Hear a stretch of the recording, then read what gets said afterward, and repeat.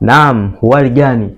Ukipita katika headline hapa nchini Tanzania utakutana na story ambayo inamhusisha mtengeneza maudhui ya content creator hapa nchini Tanzania almaarufu kwa jina la Kiredio, ambayo inahusu kwamba ameweza kuachana na mpenzi wake, na hizi stories zimeweza kupostiwa na watu wa karibu sana na Kiredio na kusema kwamba Kiredio ameweza kuachana na mpenzi wake ambao watu wote tunamfahamu kwamba alikuwa ni mpenzi wake, ambao wameweza kuhasa toka wakiwa chuo Dodoma na mpaka hapa walipofikia.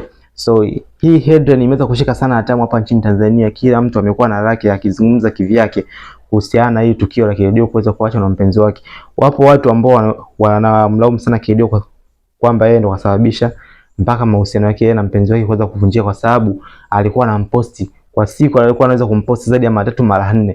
Hasa watu wengi wamekuja na kuweza kumlalamikia kwamba hayo takataka yeye, kwa sababu mtu ukiwa na mpenzi utakiwa kumposti, kwa sababu unapomposti mpenzi wako hujui huko nje watu wanamuonaje, umeona?